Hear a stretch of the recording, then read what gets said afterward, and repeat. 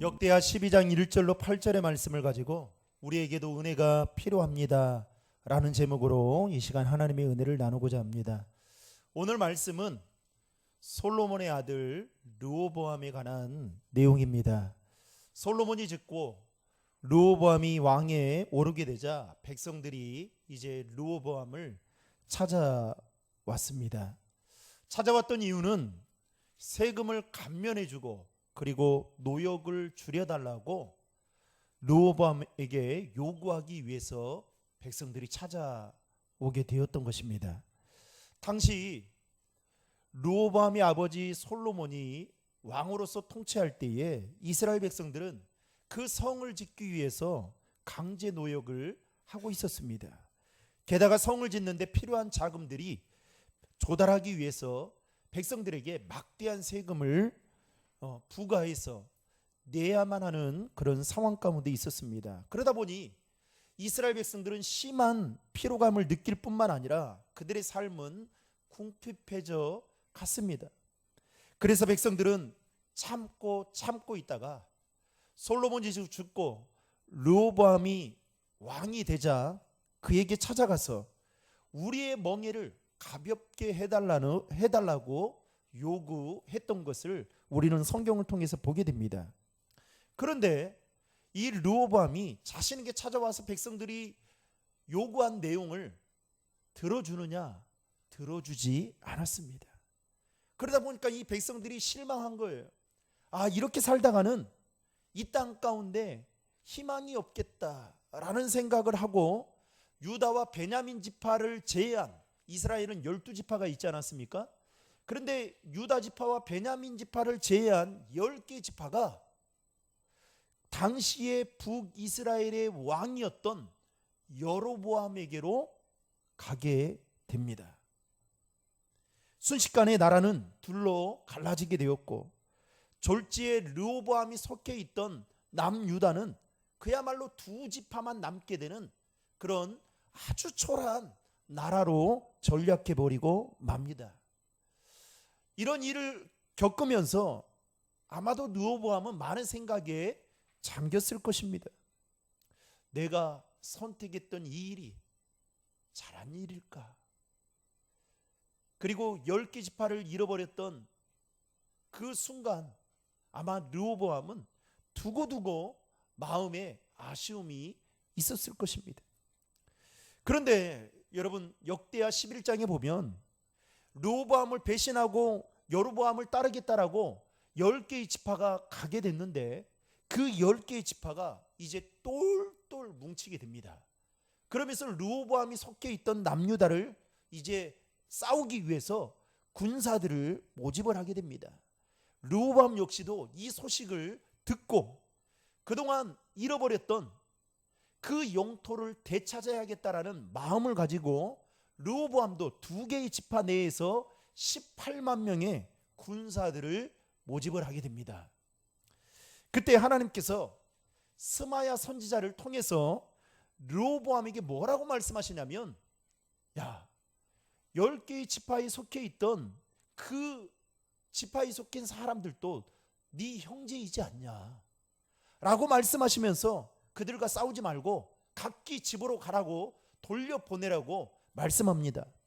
이때 르호보암이 그 스마야 선지자를 통해서 하나님의 음성을 들었을 때 어떤 마음이 들었을까요? 도무지 이해가 되지 않았을 것입니다.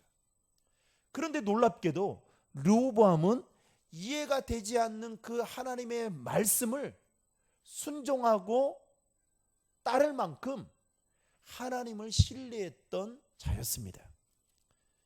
그 결과 이스라엘은 둘로 갈라지게 되었지만 르호보암이 속해 있던 남유다는 3년 만에 강성한 나라로 성장을 하게 됩니다. 여러분 역대하 11장 17절의 말씀을 화면을 보고 같이 읽겠습니다. 그러므로 3년 동안 유다 나라를 도와 솔로몬의 아들 르호보암을 강성하게 하였으니 이는 무리가 3년 동안을 다윗과 솔로몬의 길로 행하였음이더라. 아멘. 그 이유에 대해서 뭐라고 이야기하냐면 르호보암은 다윗과 솔로몬의 길로 걸어갔기 때문에 강성할 수 있었다라고 성경은 기록하고 있습니다. 즉 르호보암은 하나님을 신뢰하고 하나님의 말씀을 따라 살았기 때문에 하나님께서 도와서 그가 속한 남유다의 나라를 강성하게 해주셨다라는 것이죠. 중요한 것은 르호보암이 잘나서 똑똑해서 그의 리더십이 탁월해서 남유다가 둘로 갈라진 그 남유다가 강성한 것이 아니라 하나님이 도와주셨다는 것입니다.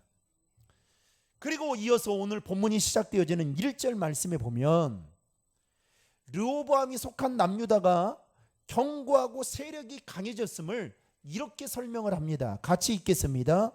르호보암의 나라가 견고하고 세력이 강해짐에 그가 여호와의 율법을 버리니 온 이스라엘이 본받은지라. 아멘. 유다 나라가 견고할 정도로 막강한 힘을 가지게 된 겁니다. 여러분 엄청난 은혜 아니겠습니까? 그런데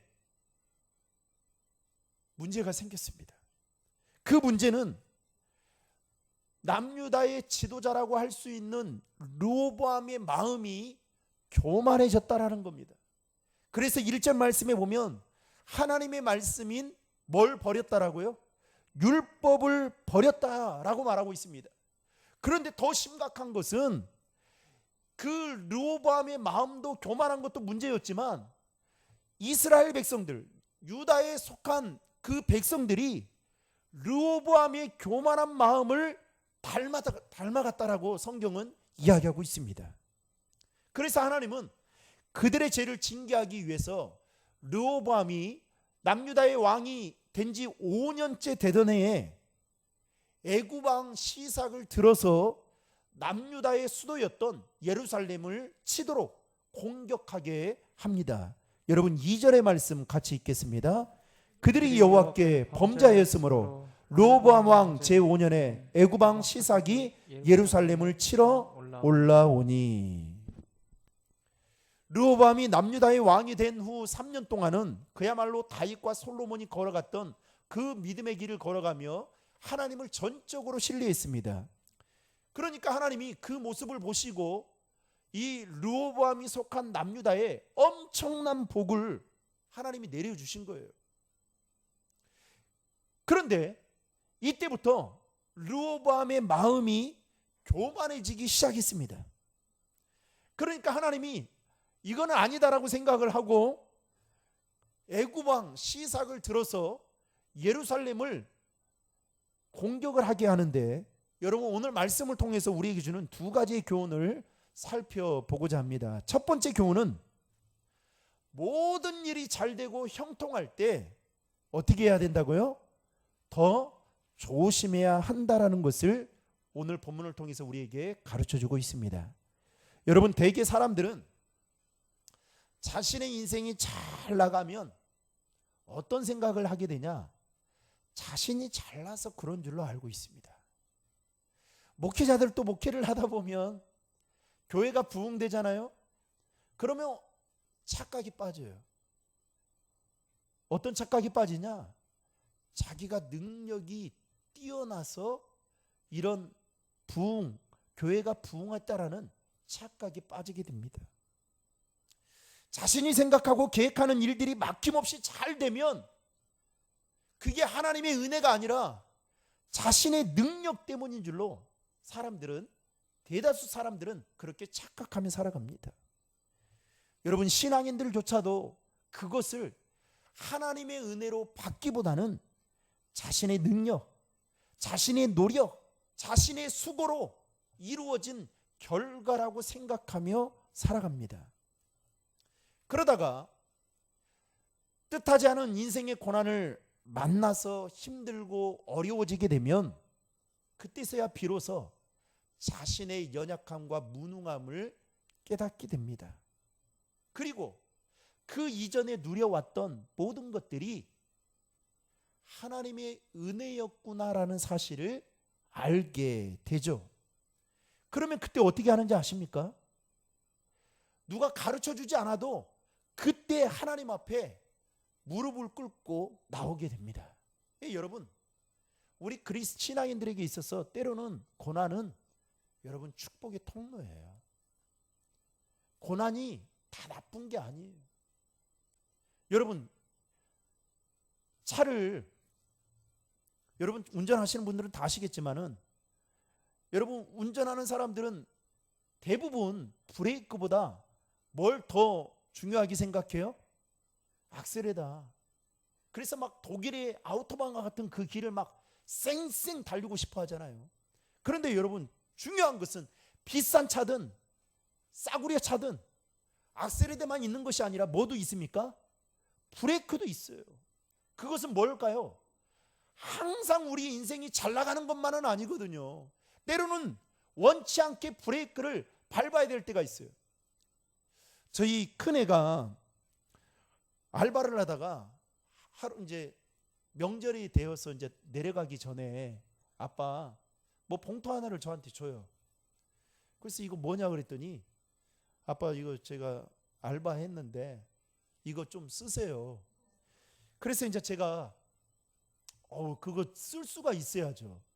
일단 받아가지고 명절에 내려가면서 그 휴게소에 가면 내가 이것 가지고 맛있는 거 사줘야겠다, 이렇게 생각을 하고 이제 내려가기 시작했습니다.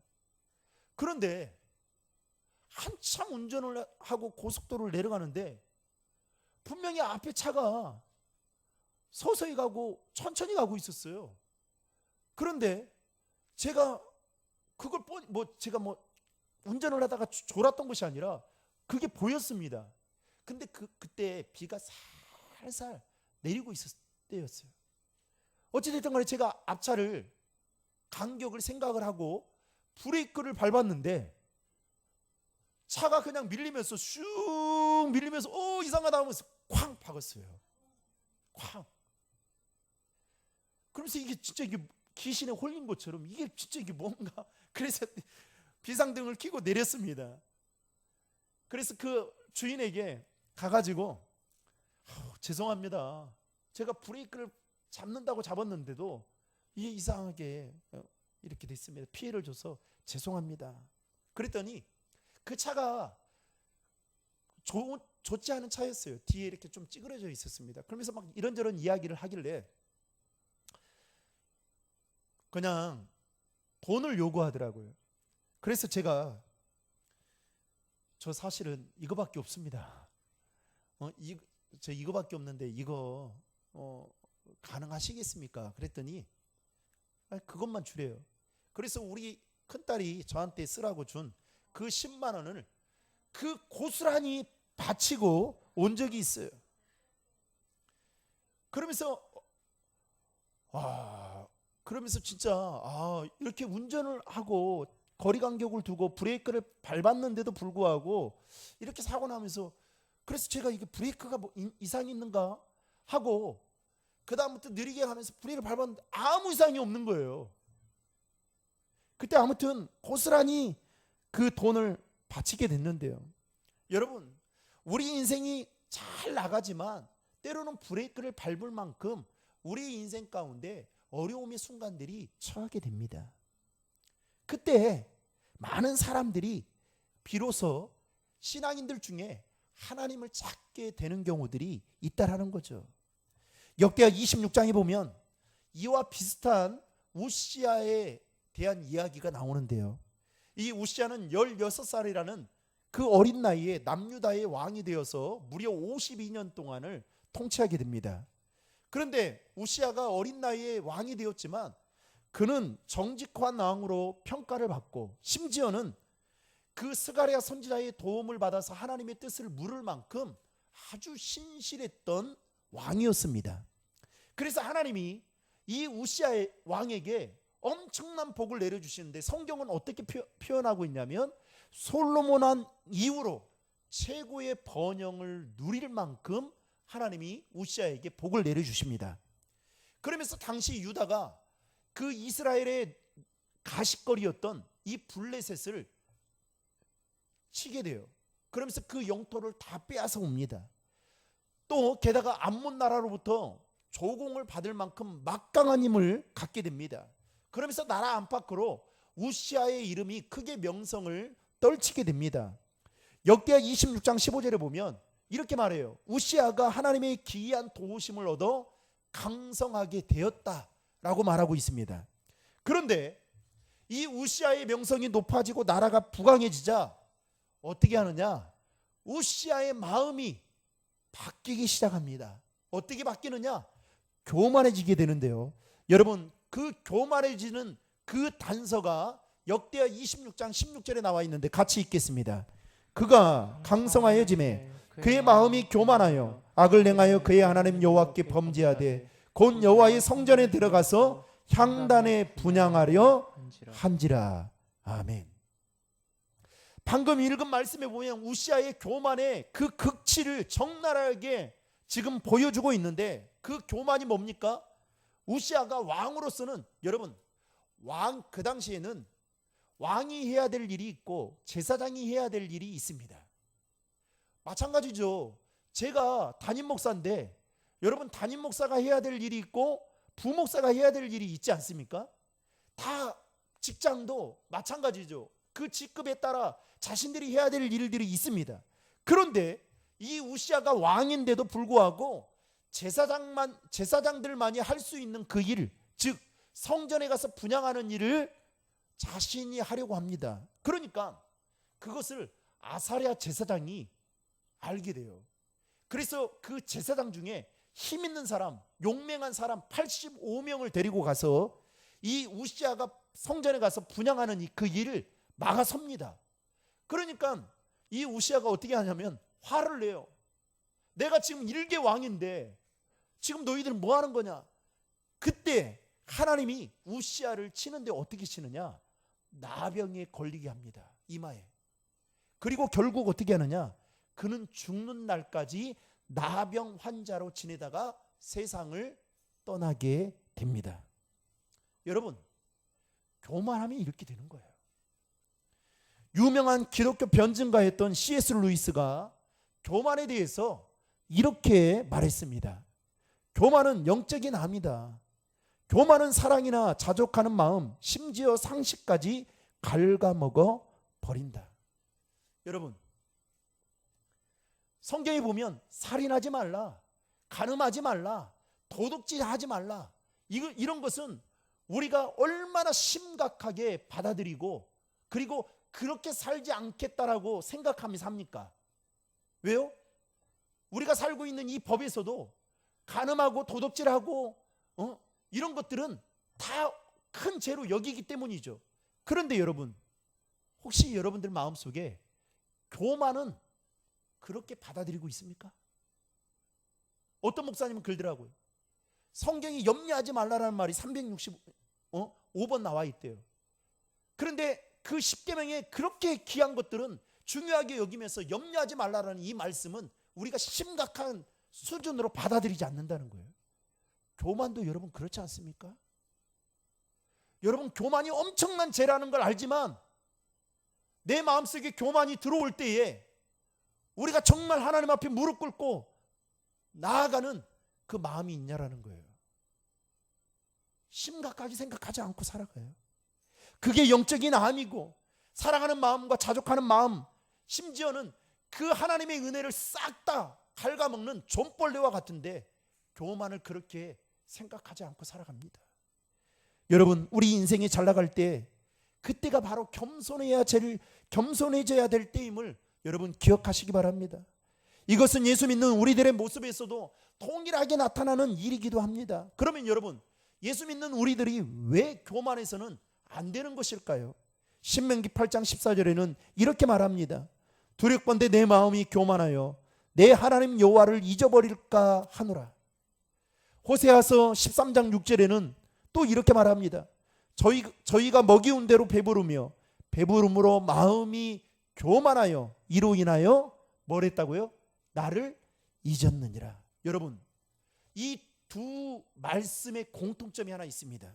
뭘까요? 교만하게 되면 반드시 뭘 잊어버리냐? 하나님의 은혜를 잊어버리고 삽니다. 바꿔 말하면 하나님의 은혜를 잊어버리면 우리 마음 안에 교만이 부글부글 끓어오르는 거예요. 르호보암의 모습에서도 우시아의 모습에서도 우리는 지금 살펴보고 있는 것입니다. 유다 나라가 부강해지고 자신의 삶이 형통한 것이 하나님의 은혜라는 사실을 잊어버리니까 그의 마음이 교만해져서 결국은 율법을 버리고 하나님을 떠나버렸다라는 것입니다.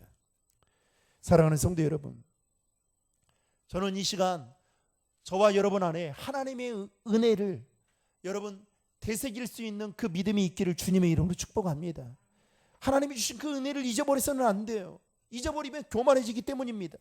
결국 하나님은 그의 교만함을 꺾기 위해서 애굽왕 시삭을 들어 남유다를 치시는데, 여러분 3절 말씀에 보면 병거가 1200대, 마병이 6만 명이나 되었다라고 말하고 있고요. 심지어는 애굽왕 시삭이 예루살렘을 치기 위해서 리비아와 숫과 구스에 있는 징집된 용병들을 모집하는데 그 숫자가 헤아릴 수 없을 만큼 어마어마한 숫자, 그리고 어마어마한 군사력으로 예루살렘을 침공했다라고 성경은 기록하고 있습니다. 그러면서 스마야 선지자가 하나님을 대신해서 5절 말씀에 보면 르호보암과 백성들에게 이렇게 말합니다. 같이 읽겠습니다.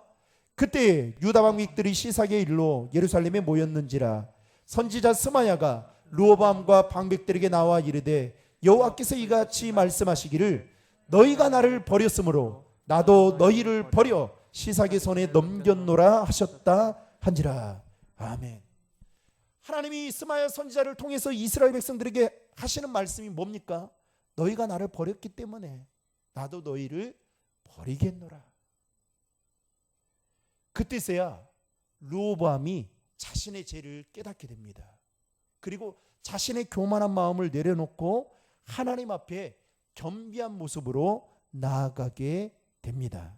사랑하는 성도 여러분, 저와 여러분의 삶의 모든 것이 내 노력과 내 수고로 이루어져서 그래서 교만하는 것이 아니라 모든 것이 하나님의 은혜임을 알고 하나님 앞에 겸손한 자로 나아갈 수 있기를 주님의 이름으로 축원합니다. 마지막으로 오늘 말씀을 통해서 우리에게 주시는 두 번째 교훈은 하나님은 언제든지 우리에게 은혜를 베풀어 주시기를 원하시는 분이시다라는 것입니다. 그간의 르호보암이 보여왔던 행동과 그의 교만한 마음은 충분히 그가 하나님의 징계와 심판을 받기에 마땅했습니다. 그러나 하나님은 그에게 기회를 주셔요. 그래서 스마야 선지자를 통해서 하나님의 마음을 내비치게 됩니다. 너희가 나를 버렸기 때문에 나도 너희를 버렸다. 이 말을 듣고 르호보암과 백성들이 오늘 7절 말씀에 보면 겸비함으로 하나님께 나아갑니다. 여러분 7절의 말씀 같이 읽겠습니다. 여호와께서 그들이 스스로 겸비함을 보신지라 여호와의 말씀이 스마야에게 임하여 이르시되 그들이 스스로 겸비하였으니 내가 멸하지 아니하고 저희를 조금 구원하여 나의 노를 시삭의 손을 통하여 예루살렘에 쏟지 아니하리라. 아멘. 하나님이 다 징계하지 않고 멸하지 않고 어떻게 하느냐? 여러분 오늘 7절 말씀에 보면 주목해야 될 단어가 있는데요. 거기에 보면 구원을 하되 그 앞에 뭐라고 말합니까? 조금 구원하여. 여러분 이상하지 않습니까? 구원하려면 완벽하게 구원해야지 조금 구원하신다는 거예요. 이 말을 뒤집어 보면 이런 겁니다. 애굽의 침략으로 인해서 남유다가 멸망은 되지 않겠지만 그들의 침략으로 인해서 적지 않은 어려움과 고통이 뒤따르게 될 것이다. 그리고 9절 이하의 말씀에 보면 애굽왕 시삭이 예루살렘을 점령을 하게 됩니다. 그런데 유다는 멸망하지 않아요. 그런데 놀라운 것은 하나님의 말씀대로 예루살렘에 있는 보물과 무기를 다 빼앗기게 되고요. 심지어 성전 안에 있던 그 왕궁 안에 있던 그 모든 것들을 다 빼앗기게 됩니다. 더욱이 솔로몬이 만든 금방패도 가져가게 됩니다. 여러분 역대하 9장에 보면요 15절 16절에 보면 그 당시에 솔로몬이 만든 금방패가 큰 것은 200개, 작은 것은 300개가 됐대요. 방패를 만드는데 뭘로 만들었어요? 금으로. 여러분 금하면 좋잖아요. 금. 요즘 금가 엄청나던데요.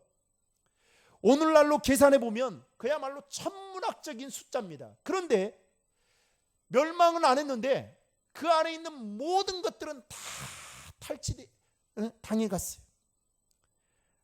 이 모든 이러한 고통을 당하게 된 그 배경에는 르호보암과 그의 백성들이 교만해서 하나님의 율법을 떠나 하나님을 버린 죄악 때문이었습니다. 여러분, 하나님은 우리가 지은 죄에 따라 다 징벌하지 않으십니다.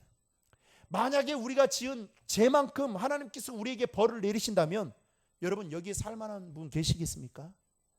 지금 저와 여러분들이 가지고 누리고 있는 것 어쩌면 다 빼앗길 수 있어요. 그런데 지금까지 저와 여러분들이 하나님의 은혜 속에 살아갈 수 있었던 것은 그야말로 하나님의 크고 놀라우신 사랑 때문이었다라는 것입니다. 여러분, 혹시 지금 남들보다 잘 나가고 또는 계획하는 일들마다 다 잘 되고 형통한다 할지라도 여러분 명심하십시오.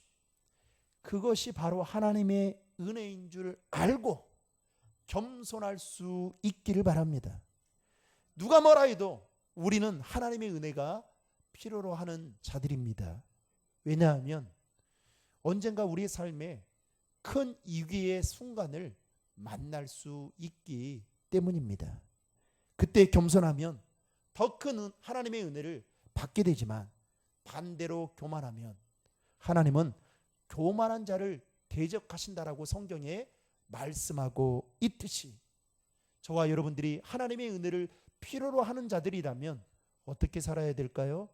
겸손하게 살아가는 거예요.